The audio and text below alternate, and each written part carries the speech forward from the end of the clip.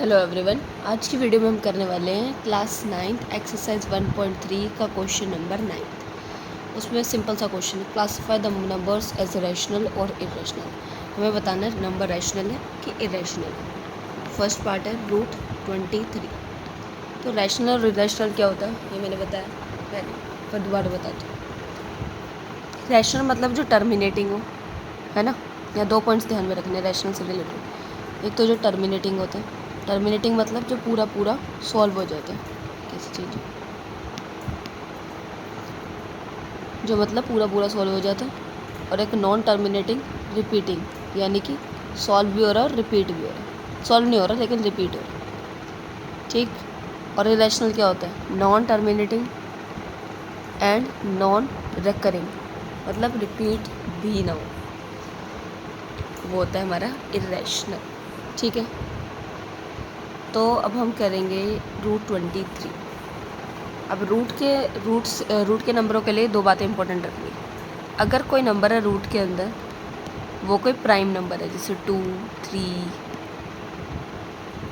23, 11, जो कि रूट से बाहर नहीं आ सकता, तो वो सारे हमारे इरेशनल ही होंगे, ठीक है, इरेशनल। लेकिन अगर कोई नंबर है जो रूट से बाहर आ सके, जैसे कि रूट 4 मतलब 2 × 2, दो नंबर सेम है यानी कि रूट से बाहर आ जाएंगे। 2 स्क्वायर रूट हो गया, स्क्वायर से रूट कैंसिल, 2 बाहर आ गए। तो जो नंबर रूट से बाहर आ सकते हैं वो रैशनल होते हैं, और जो नहीं बाहर आ सकते प्राइम नंबर होते हैं वो होते हैं इरेशनल, ठीक है। ये हो गया हमारा बैकग्राउंड। अब समझते हैं ये क्या हुआ। तो रूट 23 हमें पता है क्या एक प्राइम नंबर है। 23 प्राइम है, तो क्या ये रूट से बाहर आ जाएगा? इसके कोई दो फैक्टर्स निकल सकते हैं? नहीं निकल सकते, ऑब्वियस सी बात है। तो ये क्या होगा, ये होगा इरेशनल नंबर, ठीक। सेकेंड पार्ट है रूट 225। अब रूट 225 वो तो नहीं है क्या प्राइम नंबर। तो अब इसके क्या क्या फैक्टर्स होते हैं। रूट से नंबर निकालने के लिए एक ऐसे वाले डिवीज़न होती है, कैसे करते हैं वो मैं सिखा रही हूँ, ध्यान से सुन लेना, ये आगे भी काम आती है। 225 ये बच्चों को थोड़ी टफ भी लगती है। हम पहले शुरू की 1 डिजिट लेके देखेंगे कि क्या वो डिवाइड हो रही है या नहीं, किससे। हमें ध्यान रखना है 1 1 जा 1, ऐसे ही करना है। 2 2 जा 4, ऐसे नहीं कर सकते हम कि 1 8 जा कर लो जैसे डिवाइड में करते हैं, नहीं। 1 1 जा ही करना है और 2 2 जा ही करना है, ठीक। तो हम देखते हैं 1 1 जा 1, ये हो गया, क्योंकि इससे छोटा है तो हो सकता है। 2 में से 1 गए, 1 आया, 125 बचा, ठीक है। अब ध्यान से सुन लेना, ये 1 था और ये 1 था। अब हम इन दोनों को करेंगे ऐड, तो कितना होगा 2। तो यहाँ पे जो डिजिट आएगी वो आएगी अब यहाँ 2, ठीक है। 2 के आगे होता है डैश, दोनों के यहाँ। मतलब अब हमें कैसे करना है, 21 1 जा, यहाँ पे 1 1 लगा सकते हैं, 2 नहीं चेंज होएगा और 1 1 ही लगेगा, जैसे वहाँ पे भी 1 1 लग रहा था। 21 2 जा नहीं कर सकते, ऐसा नहीं कर सकते। 20 डैश डैश में क्या आएगा 2 2, 22 2 जा, 23 3 जा, ऐसे ऐसे चलेंगे, ठीक है। देखते हैं किसका फैक्टर बैठेगा। 24 4 जा, 25 5 जा, ऐसे चेक करेंगे, ठीक है। 21 1 जा 21, 22 2 जा 24, 23 3 जा 44, 23 3 जा 69, 24 4 जा 96, 25 5 जा 125, यहाँ आ रहा है, क्या आ रहा है 25 5 जा 125।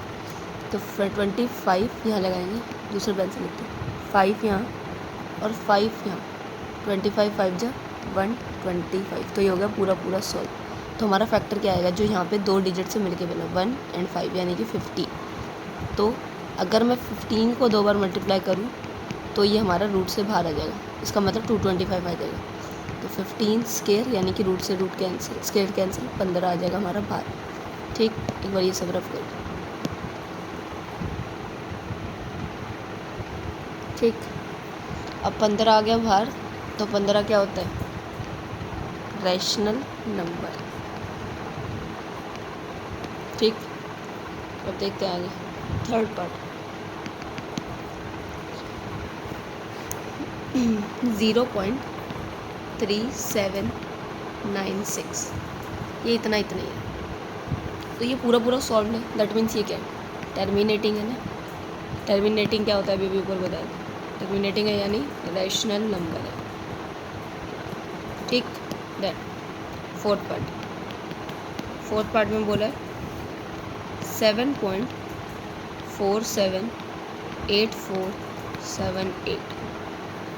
अब यहाँ पे कुछ रिपीट होता लग तो रहा है क्या, 478 बार बार आ रहा है और डॉट डॉट भी है, यानी कि 7.478 बार रिपीट होगा।